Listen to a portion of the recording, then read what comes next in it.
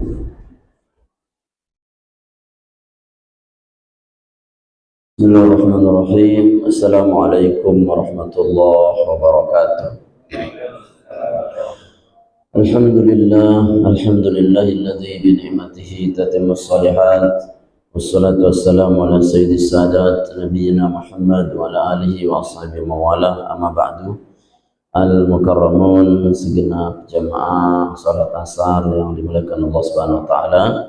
Alhamdulillah wa syukurillah, bersyukur kehadirat Allah Subhanahu wa taala bahwa sore ini kita dapat hadir di rumah Allah Subhanahu wa taala melakukan kewajiban dan kebutuhan kita, yakni salat asar berjamaah, dan kita lanjutkan sejenak dengan duduk di majelis ilmu. Semoga Allah Subhanahu wa taala senantiasa melimpahkan rahmat taufik hidayahnya, barakah ridha dan inayahnya pada kita sekalian, sehingga setiap hajat, munajat dan doa-doa kita hari ini diijabah oleh Allah Subhanahu wa taala. Amin ya rabbal alamin. Salawat dan salam tak lupa kita sampaikan pada junjungan alam baginda Nabi besar Muhammad sallallahu alaihi wasallam yang telah menuntun kita menuju hidayah Allah Subhanahu wa taala. Hadirin jemaah majelis ilmu yang dimuliakan Allah Subhanahu wa taala, mari kita lanjutkan kajian kitab hikam kita. Kita masuk pada bait yang ke-8 dalam kitab Al-Hikam karangan Syekh Imam Ibnu Athaillah. Qala al-muhsannif rahimahullahu ta'ala wa nafa'ana bihi bi'ulumi fid dharain amin. Idza fataha laka wijhatun min at-ta'arrufi fala tubali ma'aha in qalla 'amaluka fa innahu ma fatahaha laka illa wa huwa yuridu an yata'arrafa ilayka. Alam ta'lam anna at-ta'arrufa huwa muriduhu 'alaika wal a'malu anta muhdika ilaihi wa aina ma tuhdihi ilaihi mimma huwa muriduhu 'alaika.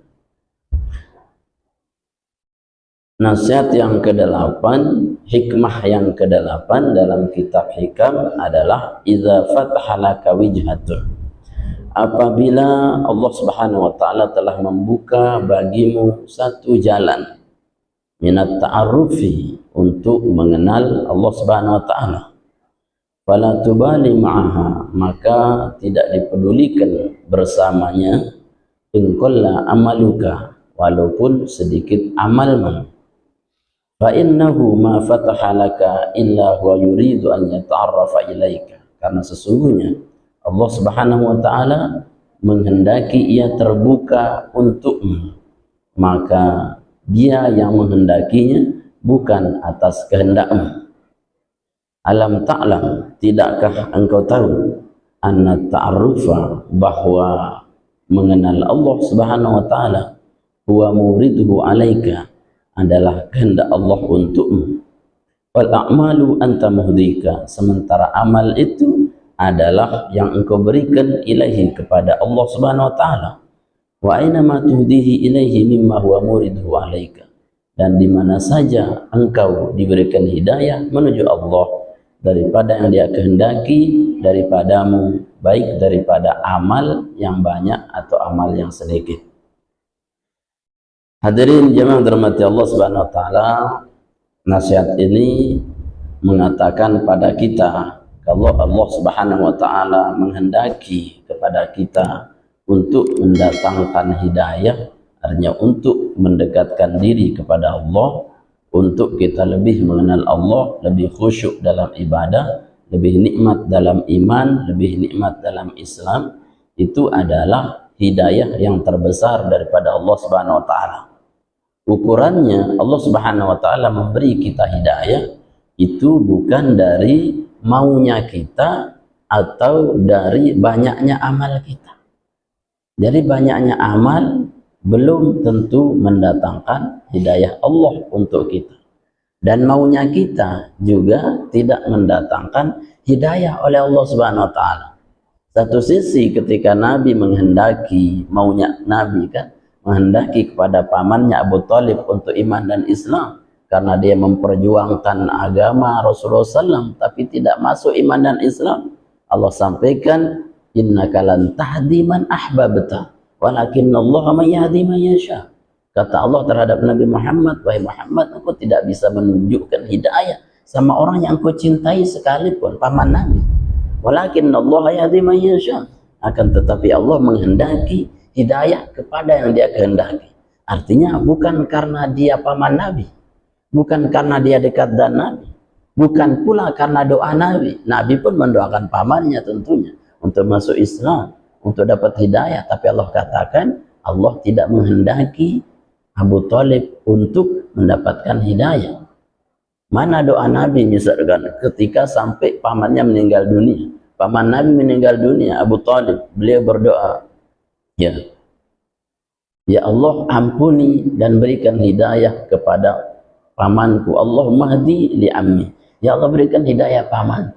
Allah turunkan di Al-Quran surat Taubat itu, wa ma yanbaghi linabiyyin an yastaghfiru lil musyrikin walau kanu uli qurba min ba'di tabayyana lahu annahu min ashabil jahim. Tidak pantas Muhammad engkau memintakan ampun kepada orang yang telah nyata nerakanya karena tidak mendapat hidayah Allah. Nabi pun ditegur untuk mendoakannya setelah meninggalnya Abu Thalib. Di situ ada dua hukum fikih. Yang pertama, Nabi mendoakan paman sebelum meninggal. Itu Allah Subhanahu wa taala katakan, engkau tidak dapat memberi dia hidayah. Berarti boleh didoakan, kalau ada hidayah dia akan dapat hidayah. Tapi setelah meninggalnya Allah tegur, jangan mendoakannya karena tidak mungkin ada hidayah setelah kematian. Jadi kalau orang kita doakan keluarga kita lah ada non muslim, ada orang non muslim untuk mendapat hidayah ketika masih hidup kita doakan, itu boleh. Tapi setelah meninggalnya tidak boleh. Itu pesan yang pertama. Yang kedua, Allah Subhanahu wa taala mengatakan, artinya sedekat-dekat Nabi terhadap Allah tidak akan mendatangkan hidayah. Sehebat-hebat doa Nabi terhadap Abu Thalib, pamannya tidak mendatangkan hidayah. Kemudian yang kedua, wa ma tasyauna illa insya Allah. Kalian tidak punya kehendak apapun kecuali yang dikehendaki oleh Allah. Maknanya kita meminta, kita berdoa dengan banyak amal sekelas Rasulullah tidak mendatangkan hidayah, atau kita mau untuk memberikan hidayah tapi illa insya Allah, semuanya kembali kepada kehendak Allah. Berarti apa? Berarti tidak ada kehendak kita dan tidak ada kemauan kita atau amal kita yang mendatangkan hidayah. Nah, maka hidayah itu disebut dengan ta'arruf, adalah mengenalkannya Allah terhadap dirinya kepada hati hamba yang dikehendaki atas kehendak dan keinginan Allah Subhanahu wa taala. Maka berbahagialah kita, nikmat yang terbesar diberikan kita hidayah oleh Allah Subhanahu wa taala untuk istiqomah dalam ibadah walaupun amal kita tidak banyak. Karena amal banyak belum tentu menunjukkan itu hidayah. Atau amal sedikit belum juga mendatangkan hidayah. Karena hidayah itu adalah milik Allah Subhanahu wa taala. Tetapi pastinya ketika kita ini sudah bisa menikmati ibadah, sudah nyaman duduk di majelis ilmu, rindu kita mendengarkan Al-Quran, rindu mendengarkan hadis Nabi SAW, maka itu adalah hidayah dan kehendak Allah untuk kita menjadi baik. Nah, ketika kita sudah baik itu dalam hidayah, maka Allah perintahkan di surat Yunus itu kaitannya, qul bifadlillah wa birahmatihi fabidzalikal falyafrahu wa khairum mimma yajma'un. Maka katakan Muhammad pada umatmu dengan fadl, karunia Allah berupa nikmat hidayah, wa birahmati dan rahmatnya, fabidzalika falyafrahu, hendaklah kalian bahagianya dengan itu. Wa khairum mimma yajma'un, karena dia lebih baik ketimbang apa yang kukumpulkan dunia dan isi. Artinya kita bisa duduk begini, kita bisa sholat berjamaah, kita nyaman sholat, nyaman zikir, itu adalah hidayah. Walaupun tidak banyak, karena sedikit-sedikit amal itu pun bagian daripada hidayah. Sebanyak-banyak hidayah pun, sebanyak-banyak amal pun itu bagian hidayah. Maka berbahagianya kita di situ. Sehingga jangan sampai tertutup mata hati kita untuk bahagia dalam nikmat iman dan Islam ketimbang kita lebih bahagia hanya sekedar hidup dunia, bisa makan dan bisa bersenang-senang. Itu maknanya. Jadi bagaimana kita ini jangan putus asa di rahmat Allah Subhanahu wa taala, bahwa Allah Subhanahu wa taala membuka peluang seluas-luasnya buat siapa saja yang mau datang untuk mengenal Allah Subhanahu wa taala. walaupun tanpa banyak amal atau dengan banyak amal, karena itu semua hakikatnya adalah kehendak Allah. Maka ketika kita ini dikenalkan oleh Allah, dapat hidayah, senang ibadah walaupun sedikit amalnya, maka itulah nikmat yang harus kita syukuri. Itu yang harus kita senang. Kalau udah senang di situ, maka di situ juga firman Allah, la in syakartum lazidannakum. Kalau engkau syukur atas nikmat, nikmat apa? Bukan nikmat yang sekedar kita lihat, yang kita bisa makan itu nikmat, yang bisa kita dapat uang itu nikmat, bukan. Tapi lebih dari sekedar nikmat itu adalah nikmat iman dan Islam, nikmat hidayah itu jauh lebih hebat. Maka itu yang lebih-lebih kita syukuri. Makanya aneh kalau ada orang mengatakan, ngapain saya berdoa, katanya. Semuanya sudah cukup, gaji saya cukup, makan saya cukup, istri saya cukup, semua dunia cukup. Ya, itu salah besar sehingga dia terhalang untuk berdoa karena kebutuhan dunia cukup. Padahal nikmat dunia itu belum nikmat sesungguhnya. Nikmat yang hakikatnya adalah ketika kita bisa istiqomah, ketika kita bisa nyaman dalam ibadah, walaupun ibadah itu sedikit. Itu yang kita minta seharusnya. Perhatian Allah Subhanahu wa taala terhadap akhirat kita itu jauh lebih besar ketimbang dunia kita. Karena kalau dunia ini semuanya dikasih, orang kafir aja dikasih. Seandainya dunia ini seluas sayap nyamuk, maka orang kafir tidak dikasih walau sekedar minum, tapi semuanya dikasih. Itu menunjukkan betapa Allah tidak pentingkan dunia ini, sampai orang kafir pun semua dikasih. Tetapi orang beriman ya dikasih tapi separuh. Kenapa? Menurut Allah dunia itu tidak penting. Yang penting itu adalah ibadah dan hidayah, karena itu yang paling abadi. Insyaallah Subhanahu wa taala. Jadi bagaimana poinnya? Kita ini mengenal Allah Subhanahu wa taala dengan nikmat iman, nikmat Islam, nyaman ibadah, itulah hidayah Allah Subhanahu wa taala. Berbahagialah dengan itu. Jangan kita kalah bahagia dengan orang yang tidak sholat, dengan orang yang hanya dunianya saja, dengan orang yang ngopi gitu. Kalau orang ngopi itu enak, nyerut kopinya misalkan, bahagia, sedut anunya rokoknya, misalkan, ya hilang utangnya, hilang dunia. Masa kita ngaji kayak gini tidak bahagia? Lebih-lebih dari sekedar itu, maka harus lebih bahagia. Ya aneh, orang maksiat bisa senang-senang, ada disku, ada ini gitu, padahal dosanya luar biasa. Senangnya dalam maksiat luar biasa. Masa kita ini tidak senang taat, ya tidak senang ngaji, tidak senang ibadah, padahal itu sebaik-baik nikmat. Nah itu. Sampai dalam sebuah hadis Nabi katakan, barang siapa yang menganggap orang yang bermaksiat itu lebih bahagia, menyenangkan ketimbang dia yang taat, maka sungguh dia telah menghina Allah Subhanahu wa taala. Karena hakikat bahagia itu ada pada iman dan ibadah. Nah itu, kalau ada kita meyakini bahagia itu di sesuatu yang maksiat, maka itu kesalahan iman. Ya, kesalahan iman. Maka Bapak Ibu yang dirahmati Allah Subhanahu wa taala, poin dari bait ini adalah bagaimana kita selalu istiqomah. Sedikit amal dan hanya amal itu adalah kehendak Allah Subhanahu wa taala yang harus kita syukuri. Dengan syukur itu nanti Allah akan teguhkan kita untuk lebih mengenal Allah Subhanahu wa taala. Nah, kemudian berikutnya, tanawwa'at ajnasul a'mali li tanawwu'i waridatil ahwal. Tanawwa'at bermacam-macam, ajnasul a'mal, jenis-jenis amal perbuatan manusia, litanawwi waridatil ahwal, karena bermacam-macamnya keadaan-keadaan yang datang terhadap hamba. Jadi kita ini kan tidak sama amal-amalnya. Ada yang kuat tahajudnya, ada yang senang sedekahnya, ada yang kuat sholat duhanya, ada yang senang ke panti asuhan anak yatim, ada yang kuat untuk istighfar, ada yang kuat bersolawat, macam-macam. Ya, Allah isyaratkan dalam Al-Quran, inna sa'yakum lasyatta. Ya, usaha kita ini macam-macam. Ya, usaha kita macam-macam. Dan Allah pun Subhanahu wa taala ciptakan kita niki ala syakilati, kullu ya'malu ala syakilati. Katakan Muhammad, semuanya beramal ala syakilati, atas syakilnya, atas karakter yang sudah Allah berikan kepada kita. Maka jangan memaksakan amal kita harus sama dengan orang lain. Ya. Khususnya jangan sampai kita ini mencela amal orang karena dia tidak sama dengan kita. Saya bisa tahajud, belum tentu pelungguh bisa tahajud, tapi pelungguh bisa sedekah, tapi saya kurang di sedekah. Ya, pelungguh tidak bisa disedekah, tapi apa? Tapi ke masjid jalan terus berjamaah, itu luar biasa.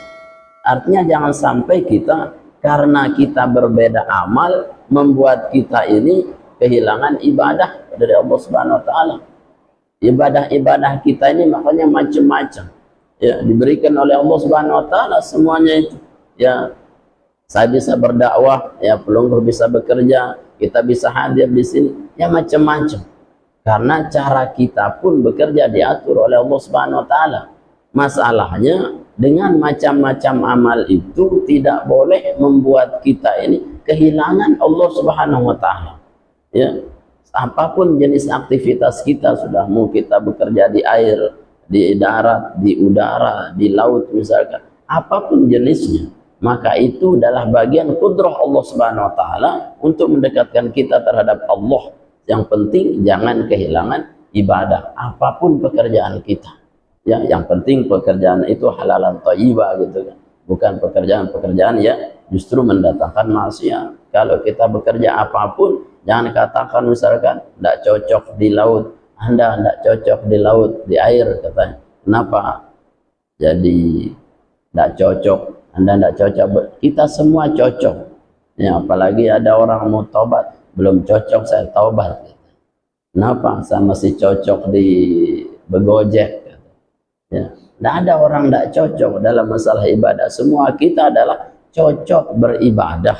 Ya, walaupun beda cara kita ibadah, cara kita mendekat, cara kita bekerja. Yang penting halalan thayyibah, kita punya potensi yang sama untuk mendekat pada Allah Subhanahu wa taala. Jadi jangan karena pekerjaan kita dunia, misalkan kita kehilangan akhirat. Jangan disangka ustadz saja ukurannya yang bisa dekat dengan Allah. Jangan dikira tuan guru, syekh, orang yang alim saja yang bisa mendekat lewat ibadah. Enggak, semua kita punya potensi yang sama untuk mendekat dengan Allah dengan cara kita masing-masing. Ya, kita bekerja ikhlas karena Allah, maka itulah yang mendekatkan kita terhadap ridha Allah. Karena kita tidak tahu di mana rahasia yang disembunyikan oleh Allah Subhanahu wa taala. Yang intinya apapun pekerjaan kita tidak boleh meninggalkan amalan kita terhadap Allah Subhanahu wa taala. Apapun kerjaannya jangan pernah tinggalkan ibadah, karena kerjaan itu sendiri adalah bagian daripada ibadah. Nah, kita baca satu lagi ya. Wa arwahuha wujudu sirril ikhlasu fiha. Nah, pekerjaan itu adalah penampakan yang nampak daripada amal kita. Wa arwahuha, sementara ruh dari amal itu wujud sirril ikhlas, adalah keikhlasan kita di dalam amal.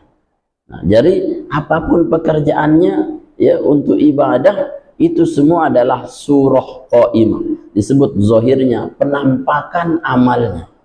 Tapi ruhnya, jiwanya amal itu sehingga dia terbang melintasi ruang batas dan waktu menuju Allah ketika ada ikhlas di dalam.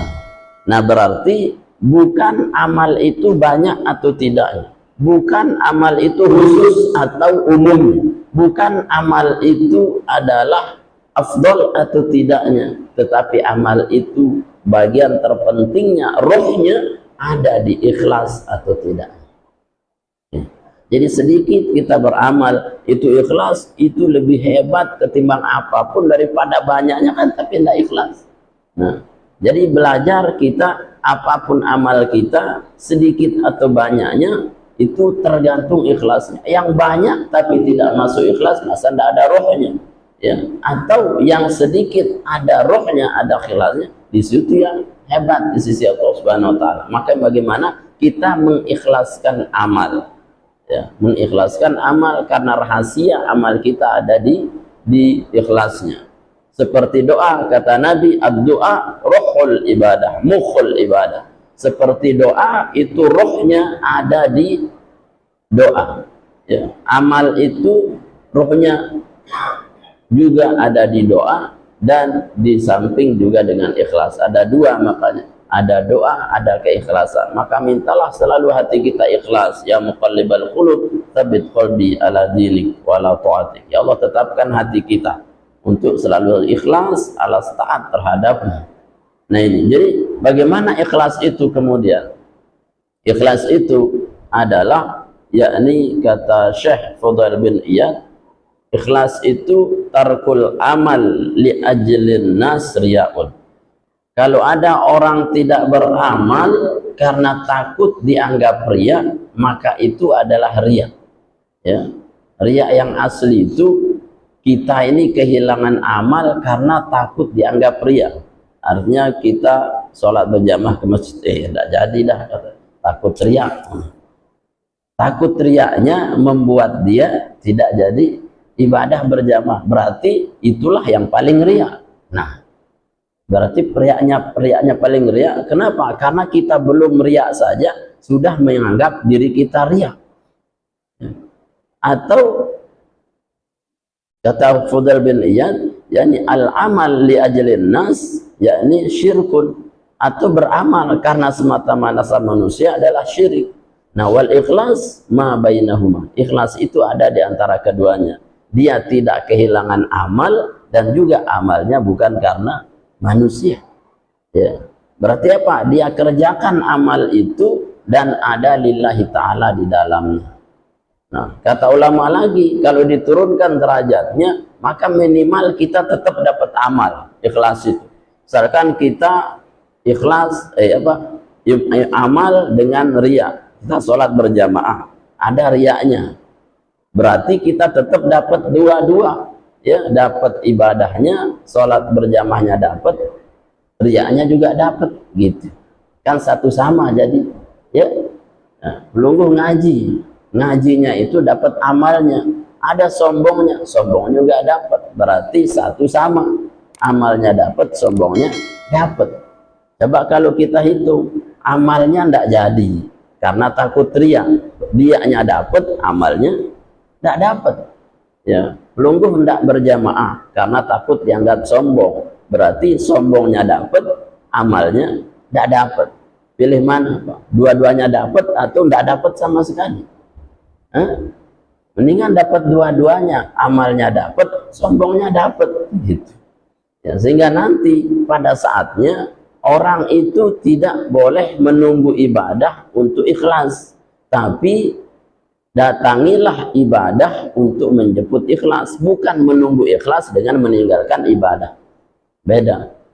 Ya. Ada orang, kenapa enggak ngaji? Saya belum ikhlas, ngapain mulai? Kenapa enggak sholat berjamaah? Belum ikhlas, percuma. Apakah ikhlas akan datang ketika kita tidak beramal? Tidak mungkin dia datang. Ya. Seperti orang menanti hidayah. Kenapa sih dia tidak berjamaah? Belum dapat hidayah, katanya. Apa ya datang hidayah dengan kita tidak sholat berjamaah? Kan tidak mungkin. Nah, itu adalah alasan-alasan syaitoniah, ya, untuk meninggalkan amal. Kenapa tidak sholat berjamaah? Belum dapat hidayah.